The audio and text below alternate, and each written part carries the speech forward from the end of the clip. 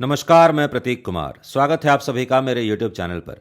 देखिए, recently government of India के द्वारा रिस्पॉन्सिबल नेशंस इंडेक्स को जारी किया गया है ताकि वर्ल्ड के डिफरेंट डिफरेंट कंट्रीज को केवल जीडीपी और पावर के आधार पर ही नहीं, बल्कि कंट्रीज जियोपॉलिटिकली कितने रिस्पॉन्सिबल हैं, इस आधार पर भी रैंक किया जा सके। ग्लोबली रिस्पॉन्सिबल नेशंस इंडेक्स अपने आप में पहला ऐसा इंडेक्स है जो कंट्रीज को न केवल इस आधार पर रैंक करता है कि उस कंट्री की इकोनॉमी कितनी स्ट्रांग है तथा वह कंट्री मिलिटरीली कितना पावरफुल है, बल्कि इस आधार पर भी रैंक करता है कि उस कंट्री में एथिकल गवर्नेंस तथा सोशल वेलफेयर का क्या लेवल है तथा वह देश इन्वायरमेंट को लेकर तथा इंटरनेशनल रिलेशंस को लेकर कितना रिस्पॉन्सिबल है। इस इंडेक्स को वर्ल्ड इंटेलेक्चुअल फाउंडेशन के द्वारा डॉक्टर अंबेडकर इंटरनेशनल सेंटर नई दिल्ली में ऑर्गेनाइज करवाए गए इवेंट में जारी किया गया था।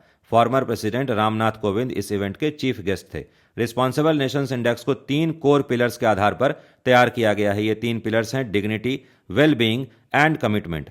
इस इंडेक्स के अंतर्गत कंट्रीज को 7 अलग अलग डायमेंशंस पर इवेल्युएट किया जाता है, जिसमें शामिल हैं quality of life, governance, social justice and empowerment, economic performance, environmental protection, peace and security and international economic relations. इस इंडेक्स को 3 साल के रिसर्च के बाद world intellectual foundation, Jawaharlal Nehru university तथा Indian institute of management Mumbai के कंट्रीब्यूशन से तैयार किया गया है। रिस्पॉन्सिबल नेशंस इंडेक्स में टोटल 154 देशों को शामिल किया गया है, जिसमें सिंगापुर को पहले नंबर पर रखा गया है। वहीं दूसरे नंबर पर स्विट्जरलैंड है।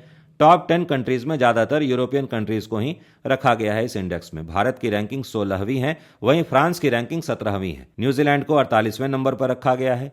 यूएसए को 66 नंबर पर रखा गया है। चाइना को 68 नंबर पर रखा गया है। वहीं रशिया को 96 नंबर पर रखा गया है। इस इंडेक्स में सीरिया तथा सेंट्रल अफ्रीकन रिपब्लिक को सबसे खराब रैंकिंग दी गई है। सीरिया की रैंकिंग 153 है, वहीं सेंट्रल अफ्रीकन रिपब्लिक की रैंकिंग 154 है, जो कि लास्ट देश है इस इंडेक्स में। अब आइए समझते हैं कि रिस्पॉन्सिबल नेशंस इंडेक्स के भारत के लिए क्या मायने हैं। देखिए ग्लोबली बहुत सारे इंडेक्सेस जारी किए जाते हैं, जिसमें से कुछ इंडेक्सेस में भारत की रैंकिंग अच्छी होती है और कुछ इंडेक्सेस में भारत की रैंकिंग अच्छी नहीं भी होती है। जैसे कि ग्लोबल हंगर इंडेक्स में भारत की रैंकिंग 102 है, वहीं प्रेस फ्रीडम इंडेक्स में भारत की रैंकिंग 151 है, 151वीं है। तो गवर्नमेंट ऑफ इंडिया के द्वारा ग्लोबल इंडेक्सेस के बायसनेस पर बार बार सवाल उठाया जाता रहा है और भारत सरकार अब प्रयास यह कर रही है कि इंडिया बेस्ड थिंक टैंक्स के द्वारा भी ग्लोबल इंडेक्सेस जारी किए जाएं। इसी का एक उदाहरण रिस्पॉन्सिबल नेशंस इंडेक्स है। परंतु इस इंडेक्स के बायसनेस पर भी थोड़े बहुत सवाल उठेंगे और उठने भी चाहिए, क्योंकि रिस्पॉन्सिबल नेशंस इंडेक्स को